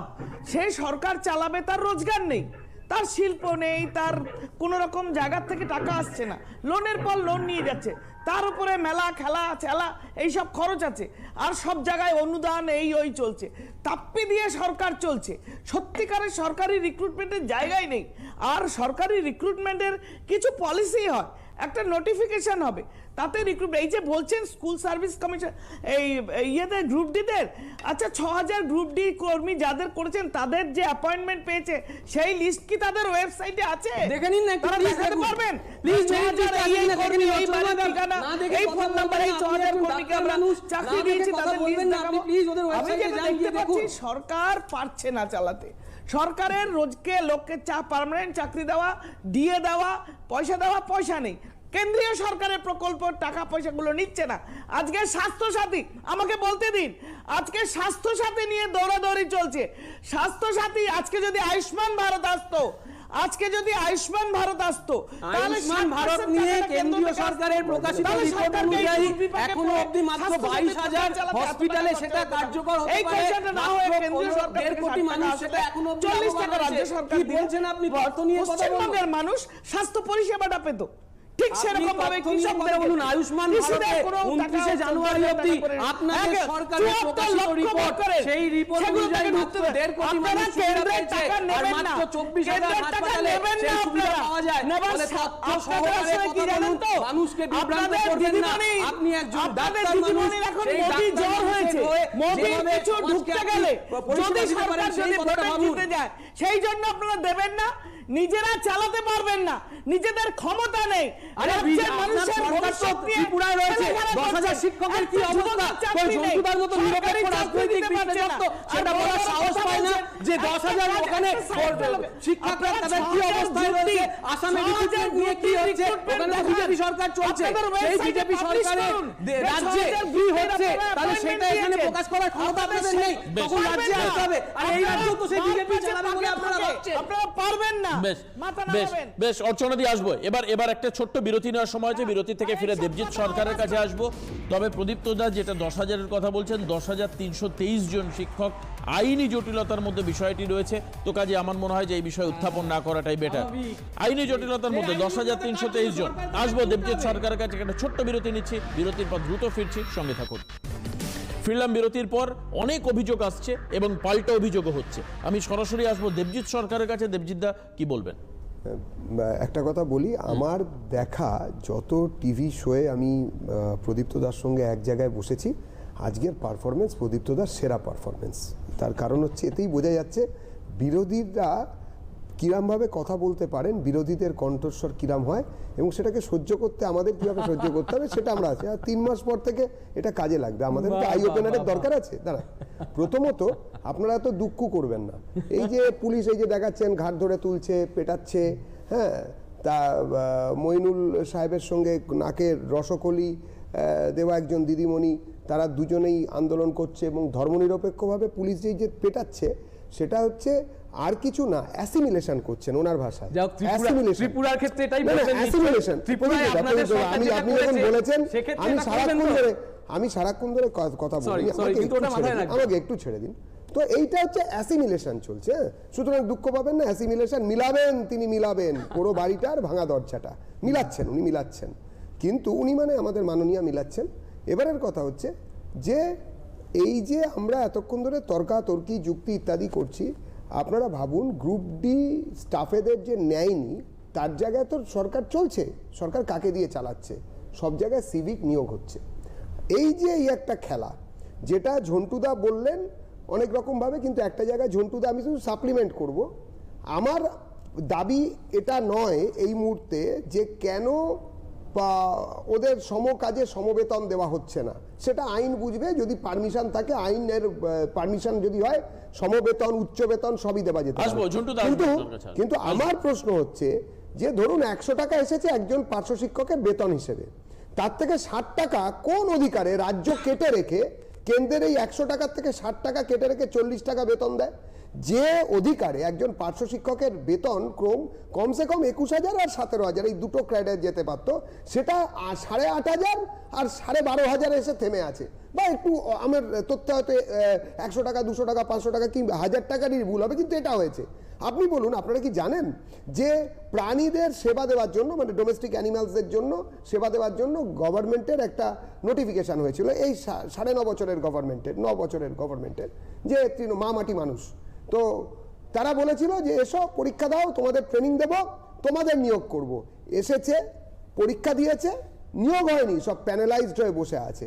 আপনি এই যে এতক্ষণ ধরে গলাবাজি এখানে দুপক্ষ 3 পক্ষ সব পক্ষ করলো, আমি শুধু একটা কথা বলি তো, যে 14তে আপনারা পরীক্ষা নিলেন, 15তে আপনারা কিছু করতে পারলেন না, 16তে কিছু করতে পারলেন না, 17তে কিছু করতে পারলেন না, আপনারা 19-এ এসে মামলার জন্য হচ্ছে না বলছেন। এই এত বছর কি ঘুমোচ্ছিলেন?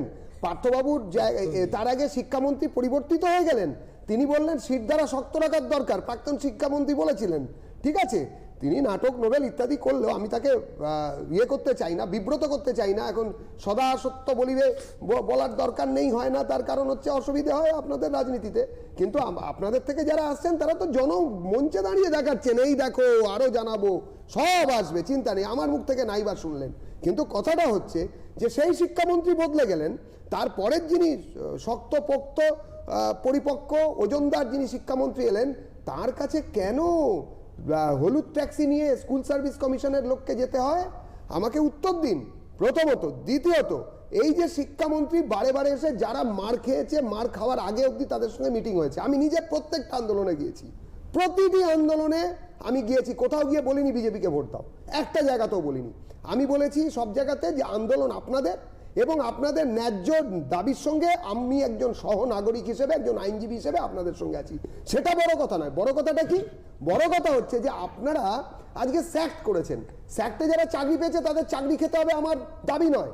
কিন্তু আমার কথা হচ্ছে যে লোকগুলো, আপনিও তো আপনি এবং ঝন্টুদা দুজনে, প্রদীপ্তদা ঝন্টুদা আমার থেকে অনেক বেশি উচ্চশিক্ষিত, পিএইচডি করে আসা লোকজন।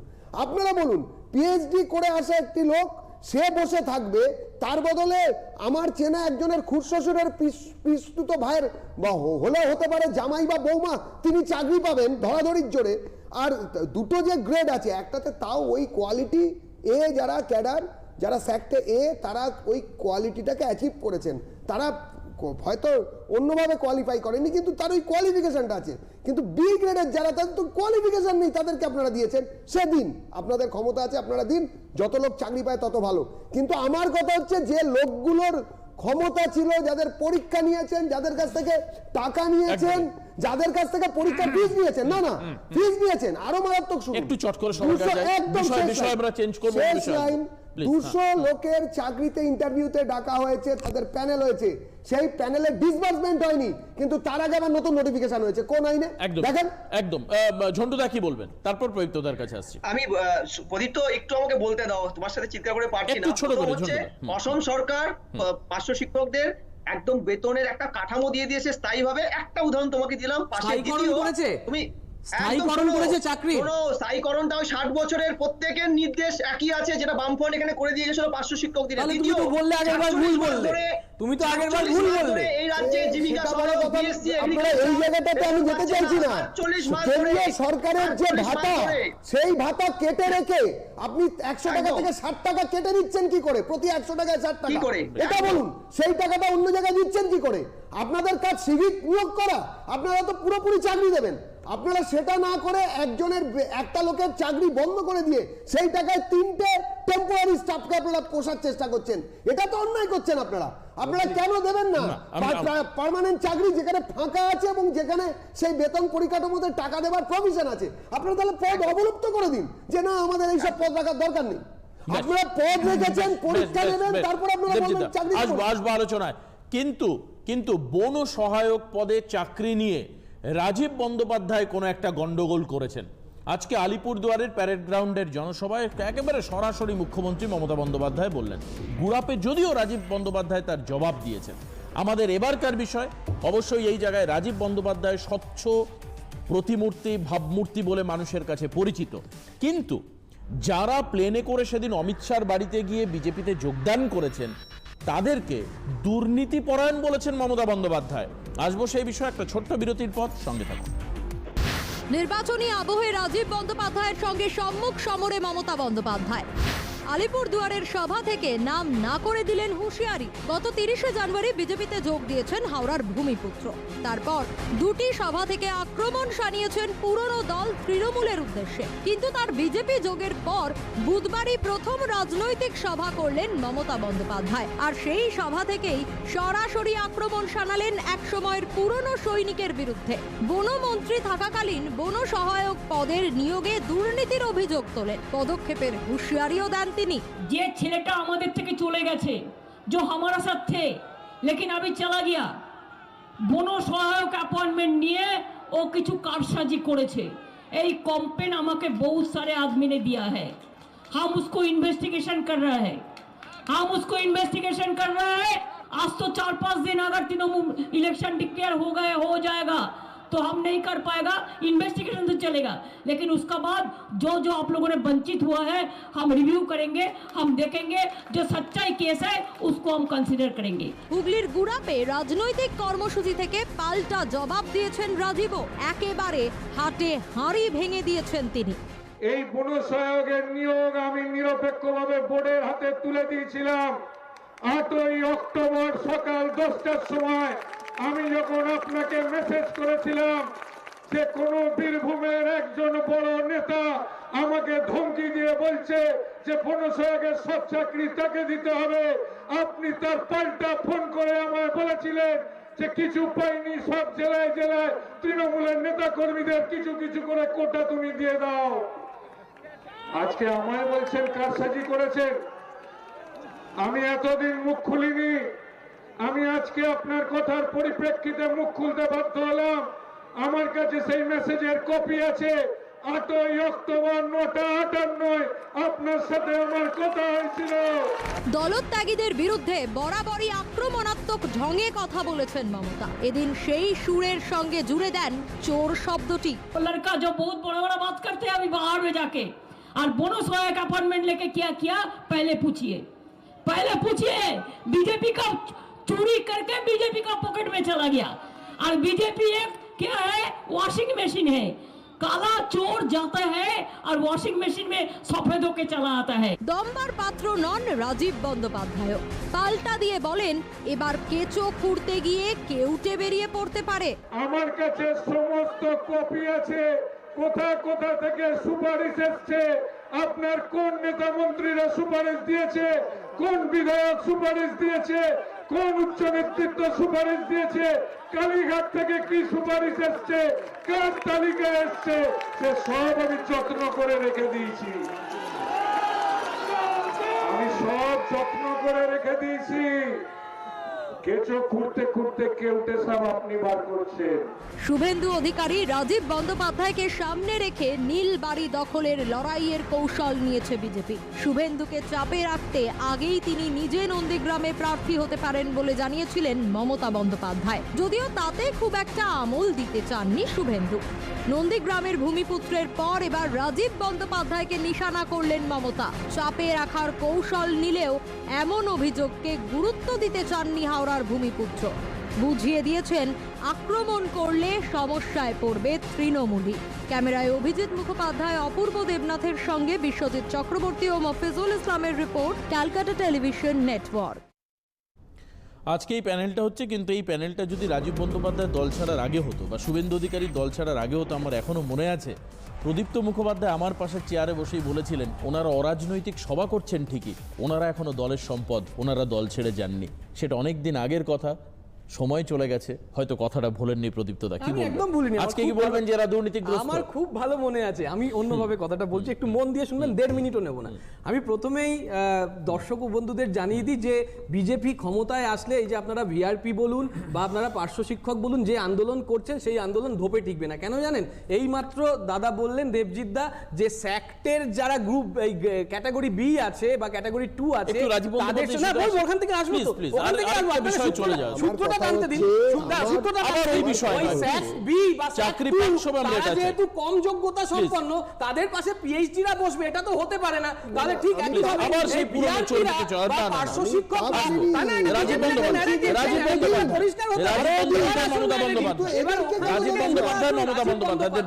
রাজীব বন্দ্যোপাধ্যায়ের যে বক্তব্যটা, আমি বলছি রাজীব বন্দ্যোপাধ্যায় অসাধারণ করেছেন। মানে ধন্যবাদ রাজীব দা আপনাকে যে আপনি এরকম একটা বক্তব্য রেখেছেন। আমি ভীষণ অনুপ্রাণিত বোধ করছি।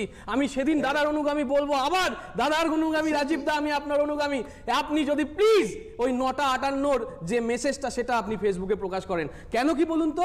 আপনি আপনার রেজিগনেশনটাও ফেসবুকে পোস্ট করেছেন। আপনি ফেসবুককে এত ভালোবাসেন, আপনি আপনার প্রতিটা কথা ফেসবুকে লিখে লিখে মানুষের যে একটা শরণাপন্ন হওয়া সেটা হয়েছেন। প্লিজ রাজীব দা, আপনি দয়া করে আপনার এই বক্তব্যটা যেটা আপনি বলেছেন সেই কেঁচো খুঁড়তে কেউটে জনমানুষের স্বার্থে, জনগণ তৃণমূল সরকার মমতা ব্যানার্জি মানুষকে ঠকাচ্ছে এই কথাটা আপনি বলছেন ঘুরিয়ে। আপনি প্লিজ প্রমাণ করুন।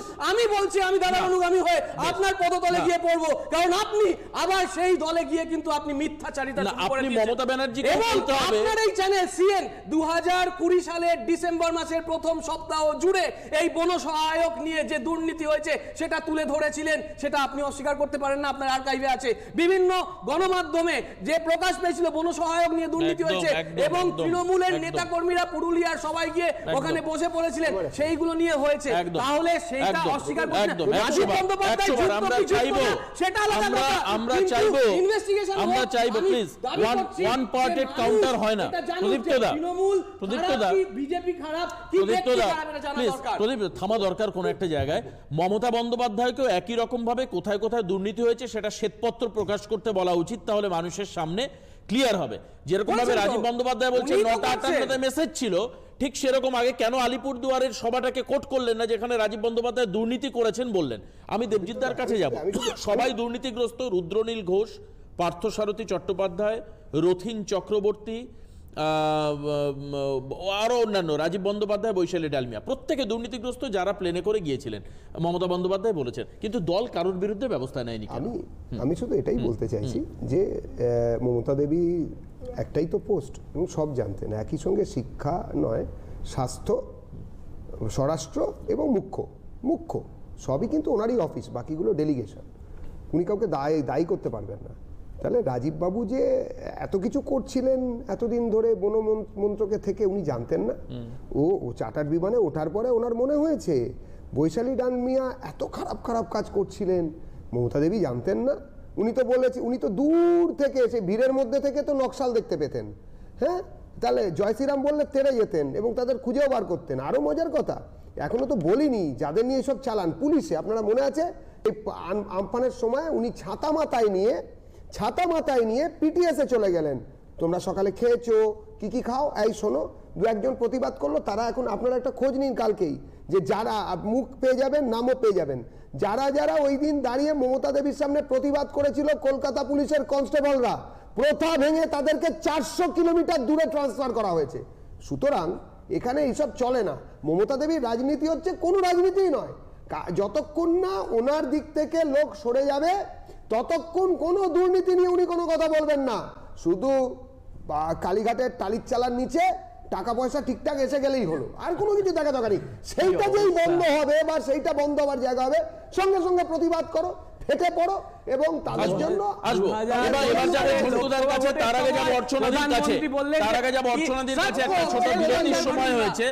একটা ছোট বিরতির সময় হয়েছে।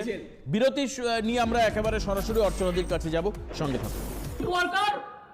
जब लॉकडाउन का टाइम में आ रहा था देश से इधर उधर से, बच्चा को बॉक्सों में सुला के ले आता था, एक पैसा नहीं था एक ट्रेन का टिकट खरीद करने के लिए, हमने ट्रेन का टिकट खरीद कर दिया।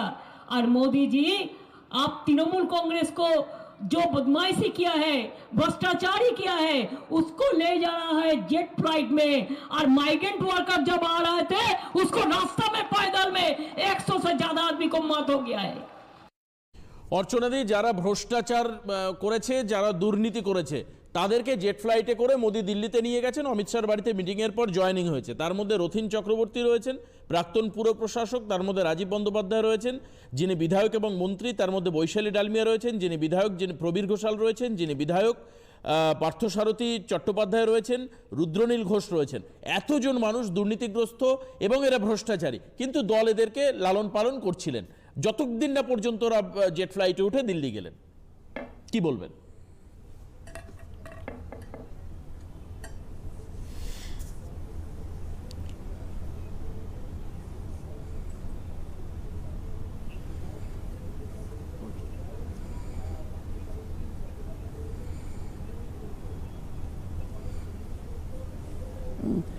দেখুন, তৃণমূলে যতদিন ছিল ততদিন ধোয়া তুলসী পাতা ছিল, আর যেই দলটা ছাড়লো তখনই দিদিমণির মনে হলো এরা চুরি করেছে, এরা টাকা করেছে, এরা ভ্রষ্টাচারী, এরা এই।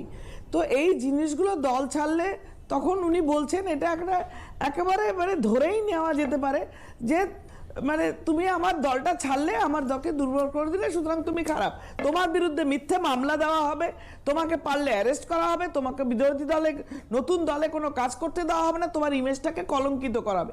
এটা আমরা দেখে আসছি, এটা নতুন কিছু নয়। কিন্তু যেটা হলো, যে ফ্লাইটে গেছে, ফ্লাইট নিয়ে কথা বলছে, ওটা কি অ্যালকেমিস্টের সারদা নারদা ওইসব চিটফান্ডের টাকা ছিল, নাকি এটা ভারতীয় জনতা পার্টির, এটা ওদের অথেন্টিক পার্টির টাকায় সেই ফ্লাইট গেছে?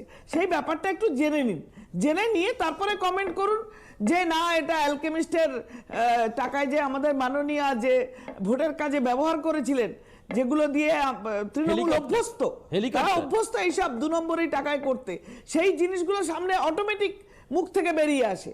আমি তো আর মানিয়ে বলছি না, এই রাজীব বন্দ্যোপাধ্যায়ের সম্বন্ধে যেই কথা, এতজন যারা জয়েন করলো দল বেঁধে, যে দল ছেড়ে ভারতীয় জনতা পার্টিতে জয়েন করবে, সেই লোকটির চরিত্র এবং তার কাজকর্ম, প্রত্যেকটা জিনিস নিয়ে, হেলিকপ্টার নিয়ে তো আমি বললাম যে আপনারা জানেন ভোটের সময় মাননীয় যে হেলিকপ্টার ব্যবহার করেছেন সেটা অ্যালকেমিস্টের ছিল এবং সেটা চিটফান্ডের টাকা ছিল।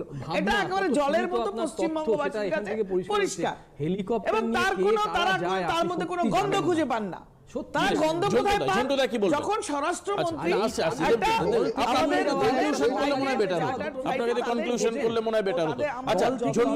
সরকারিভাবে নিয়ে যাওয়ার পার্থক্যটা বোঝেন, এটুকু আপনার বোধগম্য নিশ্চয়ই হয়। ঝন্টুদা, হ্যাঁ, একটা গ্রাম বাংলায় কথা বলছিল যে দেবাশিস, যেহেতু এটা অভিযোগটা, বন সহায়ক অভিযোগটা আজ না অনেকদিন ধরেই এটা চলছে আমাদের এখানে, যেহেতু বন রিক্রুটমেন্টটা সবচেয়ে বেশি হয়েছে। ওই একটা গ্রাম বাংলায় কথা আছে না, কাজের বেলা কাজী, কাজ ফুরালে পাজি। এই যারাই বেরিয়ে যাচ্ছে, অর্চনাদি আসছি প্লিজ আগে ঝন্টুদা থেকে একটু শুনে নিন, যারা বেরিয়ে যাচ্ছে দেবাশিস, আমার মনে হয় বিশ্লেষণ যদি একদম নিরপেক্ষভাবে একটা জায়গায় ধরো, এটা বলতে হবে, বিশেষ করে রাজীবের মতো স্বচ্ছ ভাবধারা দ্বিতীয় প্রজন্মের যুব নেতারা যখন বেরিয়ে যাচ্ছে দলে, তাদের বিরুদ্ধে এক্সিস্টিং দলে থাকাকালীন প্রিভিয়াস দলে কোনো রকম অভিযোগ ছিল না।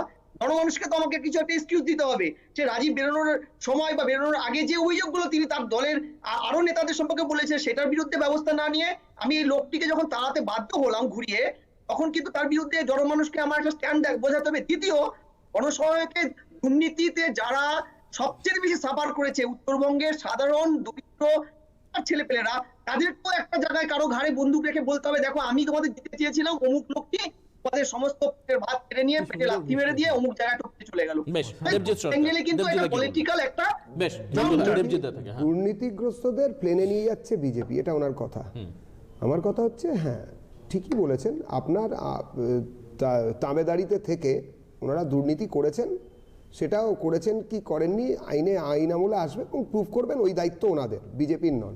কিন্তু কথা হচ্ছে দিদি, একটা কথা আজকে বলে যাই এই মঞ্চে, মানে এই প্ল্যাটফর্ম থেকে, যে আমরা না রকেটের অর্ডার দিয়েছি, ভয় পাবেন না। আমাদের দুর্ভাগ্য বিজেপির লোকেদের যে আমাদের যিনি নেতা প্রধানমন্ত্রী নরেন্দ্র মোদী, তিনি এত ভালো ছবি আঁকতে জানেন না বা এত ভালো কবিতা লিখতে পারেন না, যেসব কিনতে ওই ইয়েরা সেই সব কিনতে সারদা টারদার লোকেরা আসবে নেবে, ওই টাকাতে আমরা পারবো না বলতে দিন। মুশকিলটা কি, যে আমরা রকেটের অর্ডার দিয়েছি, যারা ওই দুর্নীতিগ্রস্তদের স্কুল চালাতেন, সেই স্কুলের প্রিন্সিপাল, সেই স্কুলের ভাইস প্রিন্সিপাল, আর যিনি ঘন্টা বাজান ইয়ে থেকে এসে, ওই জায়গাটার নাম জানো কি, সবাইকে জেলে ভরবো, যিনি এসে ঘন্টা বাজান, সব শুদ্ধ ওই রকেটে আর 4.5 মাস, আর 4.5 মাস তারপরে আচ্ছা দিন এসে যাবে, এসে যেতে। কেননা আমরা দেখতে পাচ্ছি যে বিজেপি প্রমাণ করছেন তৃণমূল দুর্নীতিগ্রস্ত। অনেক ধন্যবাদ জানাই সবাইকে, প্লিজ প্লিজ আমরা আজকে এখানেই শেষ করব, কিন্তু আমরা নিশ্চিতভাবে চাই যে যারা চাকরি প্রার্থীর যোগ্যতা সম্পন্ন, তারা তাদের যোগ্যতা থাকা সত্ত্বেও যদি চাকরি না পান, তবে ডেফিনেটলি তারা যেন চাকরি পান। যদি তারা চাকরি না পান কোনো দুর্নীতির কারণের জন্য, সেটা নিতান্তই অন্যায়। অবশ্যই আমরা এই বিষয়ে আগামী দিনে চাইব যে যিনি সরকারে থাকুন, যিনি ক্ষমতায় আসুন, তিনি সম্পূর্ণ গুরুত্ব সহকারে যেন সে এই বিষয়ের দিকে নজর দেন। এখানে কোনো যেন আবেগ না থাকে, যুক্তি, বুদ্ধি এবং তথ্য এবং যুক্তি নির্ভরতা যেন থাকে। আজকে এই পর্যন্তই, সবাই ভালো থাকবেন। দেবজিৎ সরকারকে অনেক অনেক ধন্যবাদ, প্রদীপ্তদাকে অনেক ধন্যবাদ, আমাদের সঙ্গে দিদি রয়েছেন, দিদিকে অনেক ধন্যবাদ, এবং ঝন্টুদাকেও অনেক ধন্যবাদ, অর্চনাদিকে অনেক ধন্যবাদ। আজকে এই পর্যন্তই, সবাই ভালো থাকবেন, সুস্থ থাকবেন। পরবর্তী অনুষ্ঠানের জন্য আপনার নজর থাকবে শুধুমাত্র CNN। নমস্কার।